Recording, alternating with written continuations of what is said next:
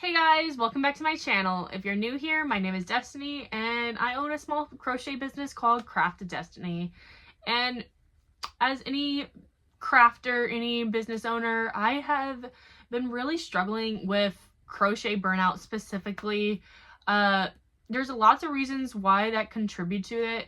I would like to point out most of that was because I was having really crummy markets. I had two back-to-back bad markets.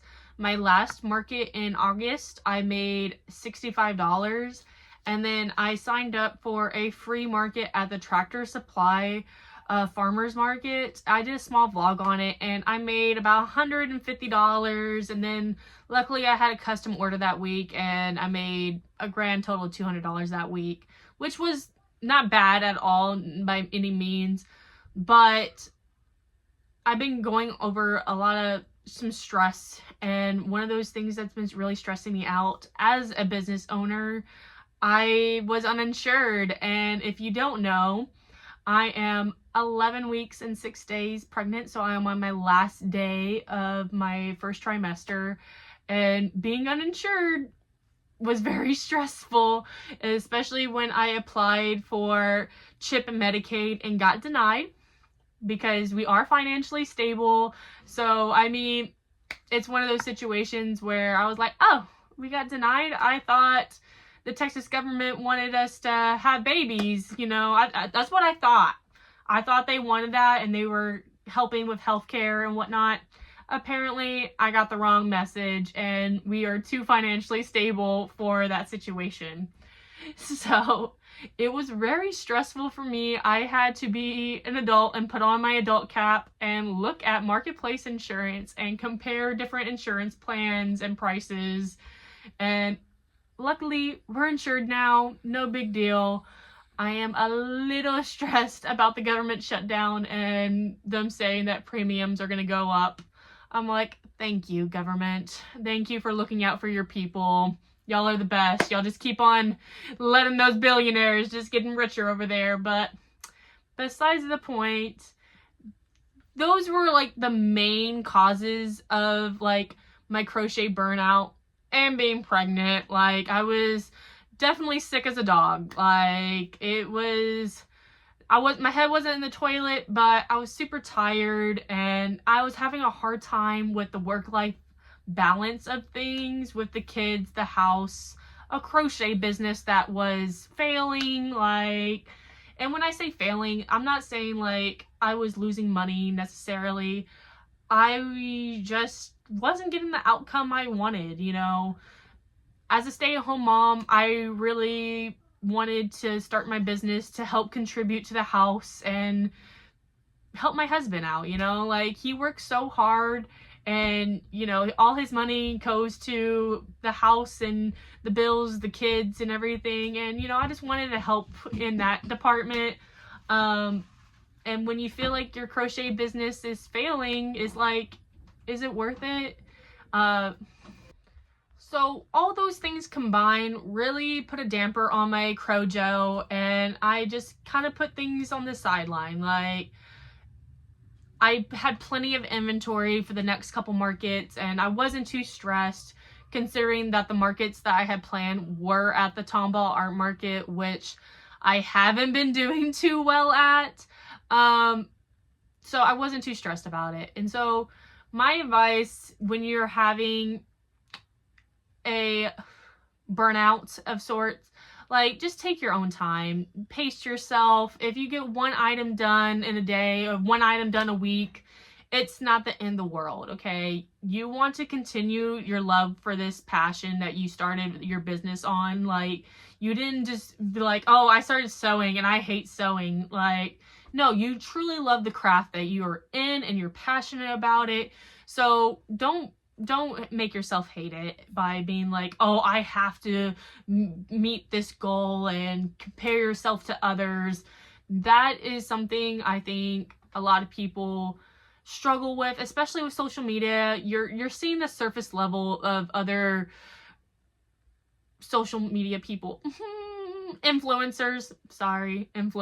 You're seeing other influencers and they're just having these amazing markets and you're having like all these yarn hauls, and they're like making like 20 plus plushies a week, and you're like, how are you doing all that? And you have a job too. How do you do all that? Like, some people's like content I'm just so impressed by. I'm just like, wow, I wish I could be on that level.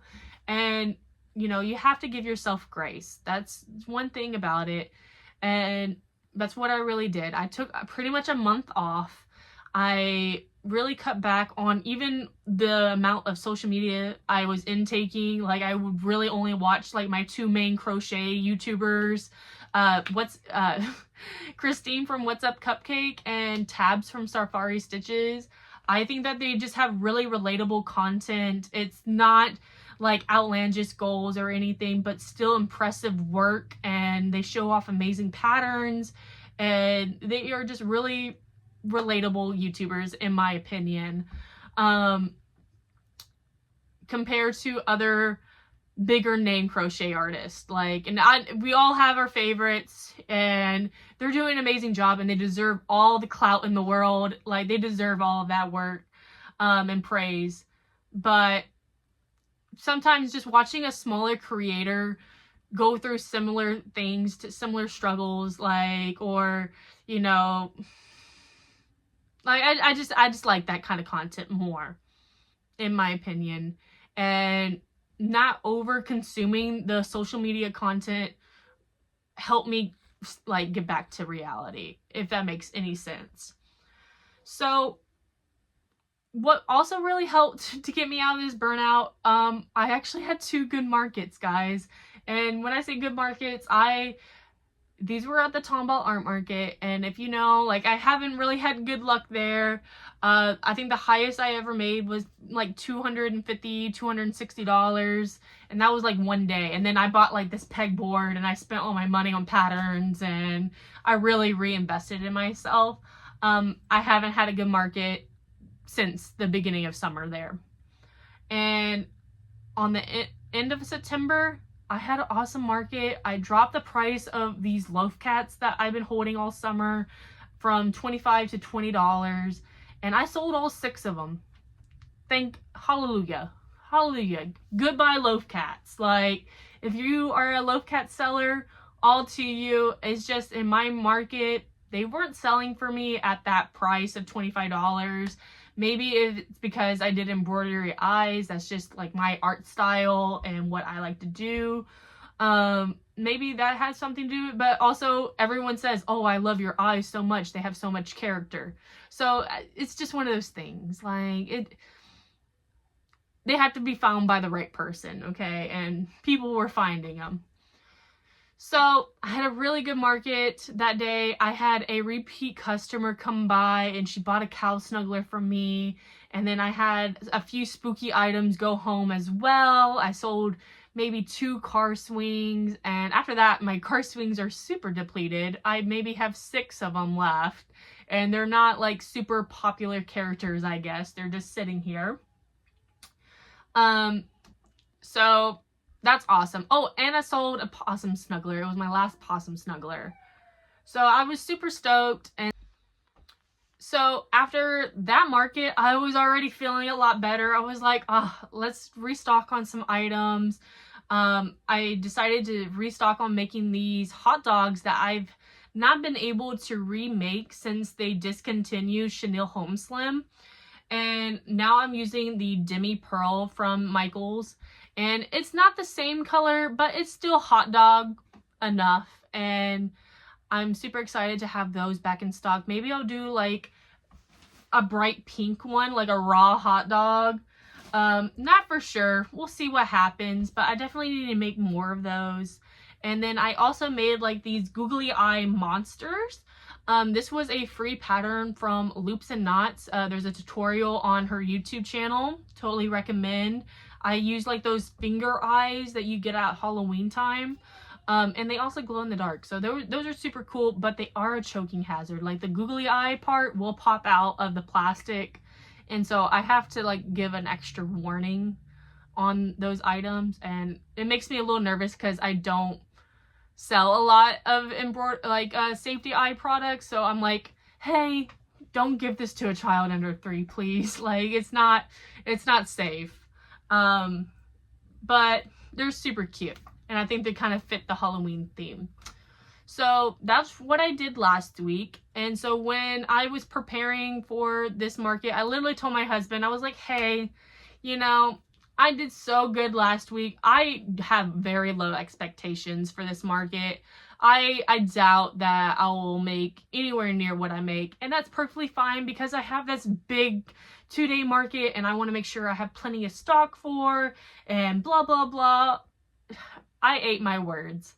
I can't believe it. I made $300 at the art market and I was mind blown, and it was because there was a volleyball team eating at the breakfast joint next door, and they bought all of my duck snugglers. I had 6 of them, and they bought all of them for $30 each.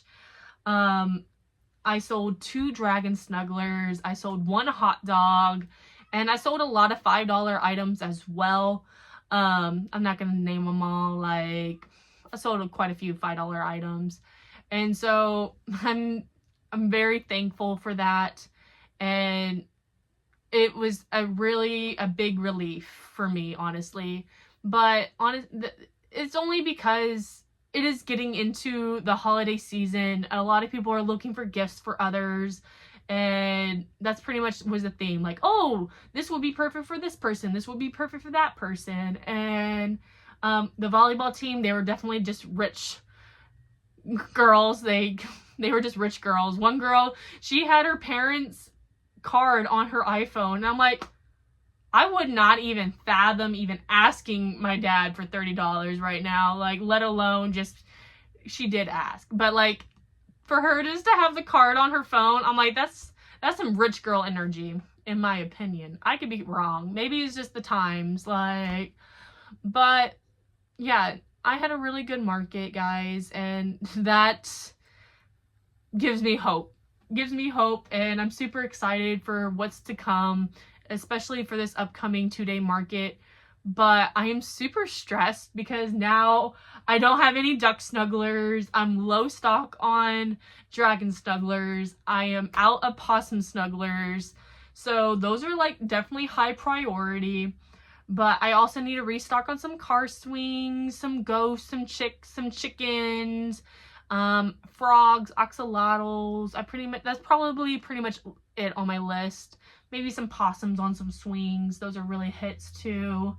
But that's a really big list. And then I need to make some showpiece items, a Grinch, maybe 2, an owl pattern that I haven't made since Christmas time, and dragons. I have some eyes from What's Up Cupcake. I have another eye order coming in for like 1 more pair, and so I need to make some dragons, and only have 3 weeks until the big market. And so I am a little stressed, but it's not going to be the end of the world. What gets done gets done. I have 1 more market before that on October 18th.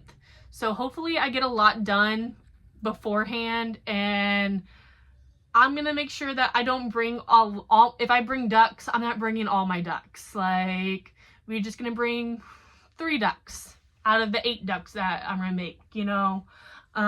We'll see what happens. Like, but yeah, guys, I just kind of wanted to give you a life update on how things are going. It's been a little chaotic, a little stressed, but I'm super excited about the upcoming market season, and also my pregnancy. Like, there's just a lot of things that are positive going on in my life, and I just want to share it with you. So that's pretty much all, folks. Thank you for watching. If you don't mind, can you leave a like, a comment, subscribe, all those things. What markets are you prepping for? Do you have any items specifically that you need to be making? All that fun jazz. I'm almost at 600 subscribers, so thank you for all of y'all for coming to watch my videos. I really appreciate you, and I'll see you next time. Bye, guys.